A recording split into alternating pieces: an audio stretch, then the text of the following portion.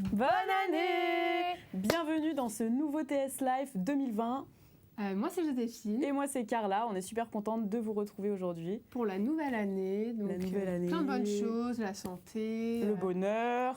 Les notes, les partiels. Les partiels, attention. Pas de rattrapage.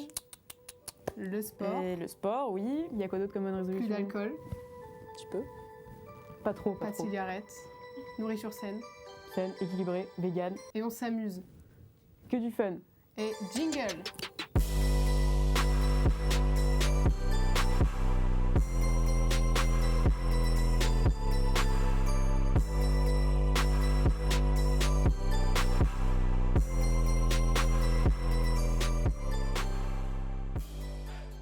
Notre envoyé spécial Florent est allé arpenter les rues de Paname pour vous donner la parole. Sur l'actualité qui vous a marqué en 2019. Les images tout de suite. You said Brexit, so it's the first thing what comes into my mind. Yeah. Why? It's in the media, actually. Yeah.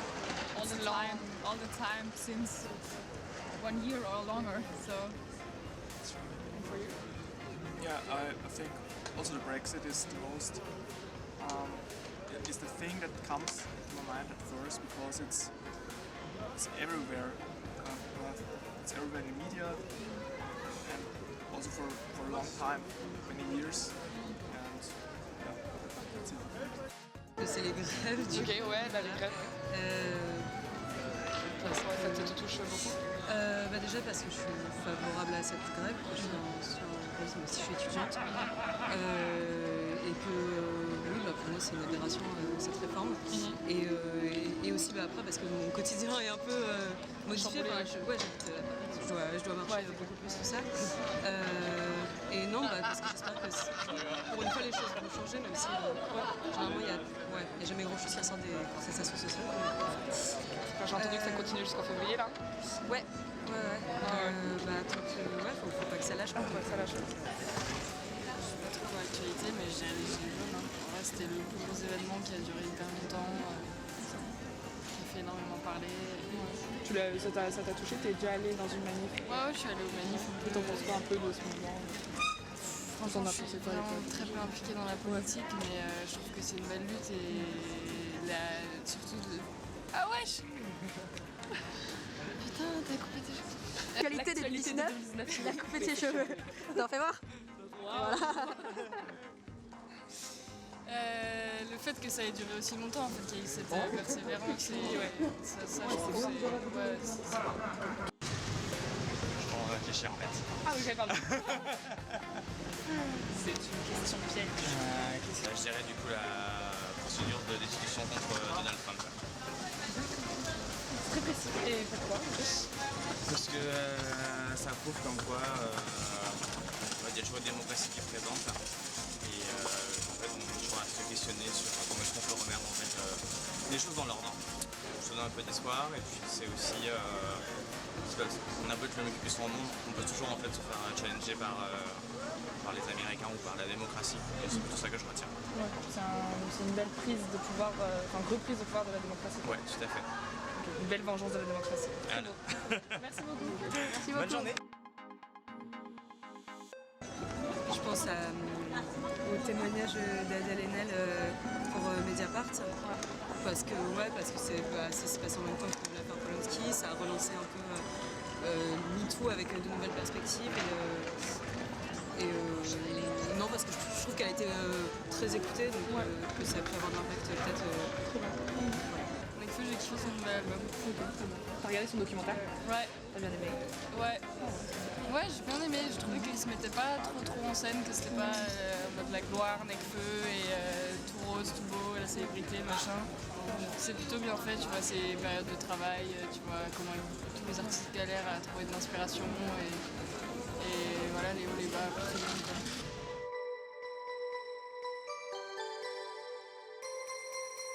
Dans cette émission, TS est parti rencontrer un membre de l'association de la BAF, la Brigade d'action en faveur des femmes. C'est une association féministe très inclusive. De la Sorbonne Université, on est parti du coup rencontrer un de leurs membres Les images tout de suite. Brigade d'action féministe en faveur de l'égalité. L'ARBAF, c'est une asso féministe qui existe à Paris 4 de base depuis maintenant 3 ans, 24. Une asso pour l'égalité entre tous. En fait, il y avait vraiment un besoin. Il n'y avait aucune asso féministe dans la fac, il n'y avait aucune asso LGBT, QI, il n'y avait aucune asso contre les affirmations de genre dans la fac, alors que c'est quelque chose dont on parle beaucoup depuis plusieurs années.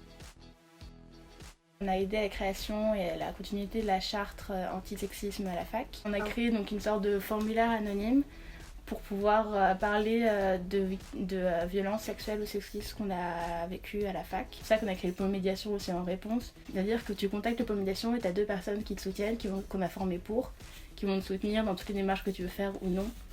C'est ton choix et on respecte toujours le choix de la personne évidemment. On a aidé à l'accompagnement de personnes trans pour avoir leur nom d'usage.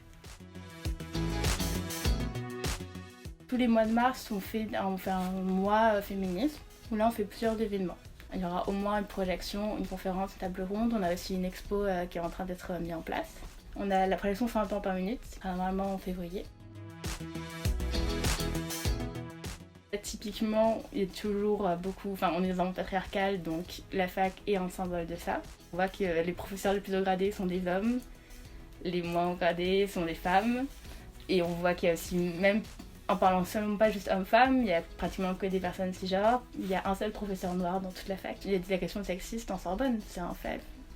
Il y a des agressions sexistes par des élèves, par des profs, par des hauts gradés. On est dans un monde sexiste et la Sorbonne n'en est pas exempte. On voit très bien que la priorité de la fac, c'est malheureusement pas toujours le féminisme.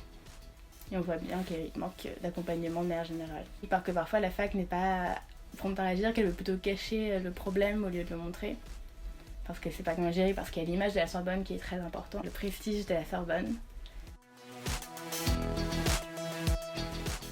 On peut rentrer sur le groupe Facebook ou nous contacter directement par la page et tout simplement vous êtes à la BAF et on se rencontre et c'est chouette si vous voulez qu'on se rencontre. Et vive l'égalité et abat le patriarcat.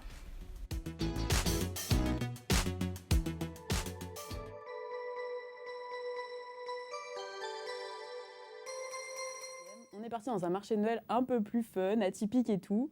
Il était psychédélique. On vous laisse regarder.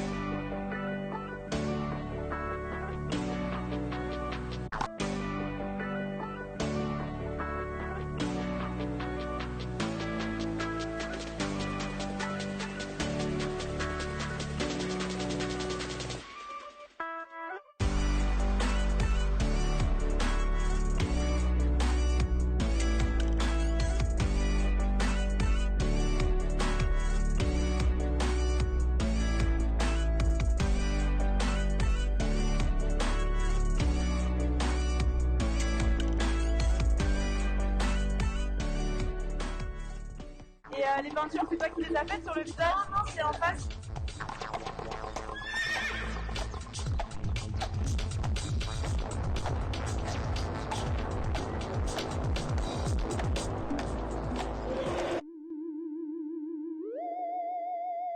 On a regardé les œuvres avec des ailes 3D.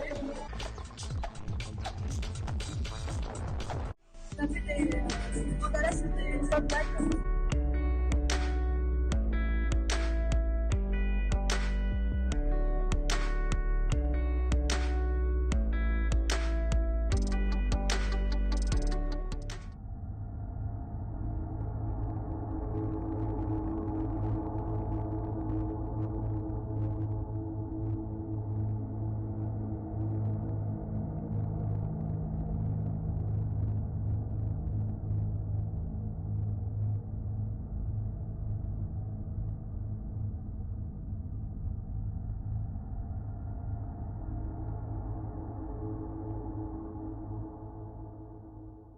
Et Carla?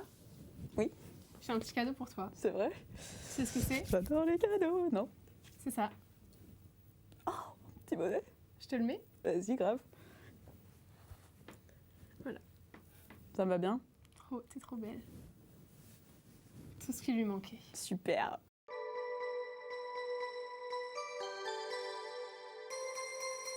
Moussa, jeune nantais, est monté à Paris pour réaliser son rêve, vivre de la musique. C'est un peu son Parisian Dream à lui. Et oui, il a sorti Et oui. 8 EP sur Spotify avec une musique super connue, Cabrioli. N'hésitez pas à aller écouter.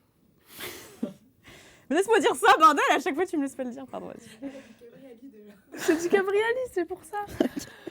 Désolée Moussa. Cabrioli. Cabrioli. Une musique super connue, Cabrioli. N'hésitez pas à aller écouter sur les plateformes. Elle est super, franchement. Génial. Merci. Elle est comme ça. Louise, Benjamin et Célian sont partis à sa rencontre pour lui poser ses questions. Merci à lui d'avoir répondu et malheureusement, il n'y a pas de live pour cette émission. Dommage. Mais pour la prochaine émission, il y aura un live. Donc si ça vous a manqué cette fois-ci, n'hésitez pas à regarder. La prochaine émission, il sera là. Et on vous laisse avec les dernières images de l'émission. On espère que vous allez kiffer.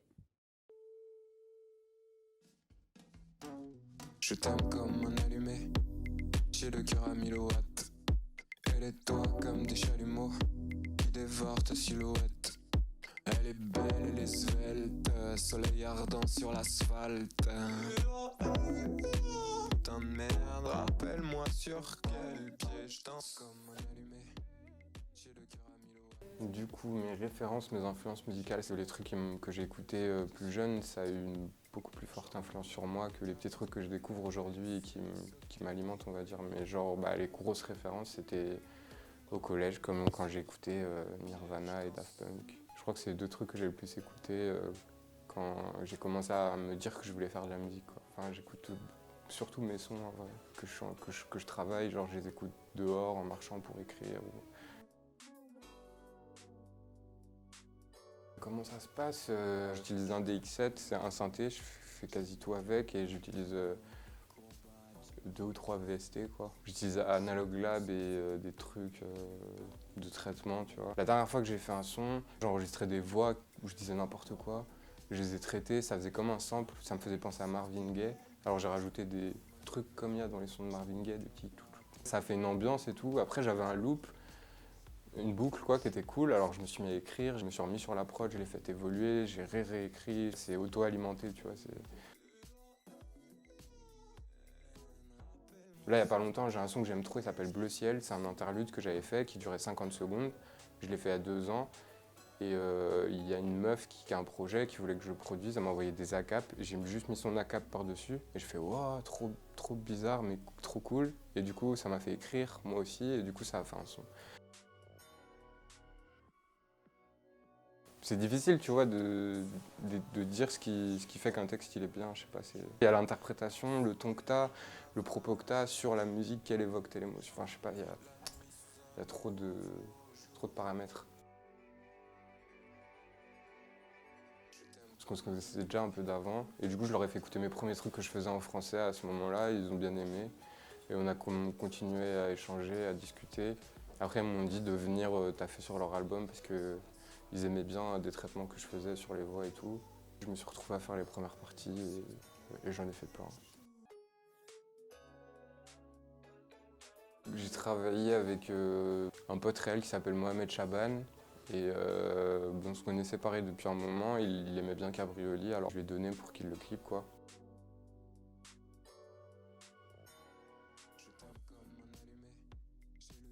Il y avait cette photo, je sais pas si vous vous rappelez, la photo de la petite Afghane avec des yeux qui regardaient comme ça intensément, c'était genre le regard de la guerre, limite, je sais plus c'était quoi la légende, mais elle m'avait trop choqué cette photo. Et quand j'écrivais, j'ai repensé à cette image et je saurais pas trop justifier pourquoi, c'est juste je trouvais ça beau de dire ça à ce moment-là sur la musique, donc je l'ai dit. C'est le signe ça s'appelle un soupir, et c'est un signe de ponctuation, un solfège, qui veut dire le silence. Je vous souhaite bon courage pour rentrer par contre, vu la grève et tout. Cool.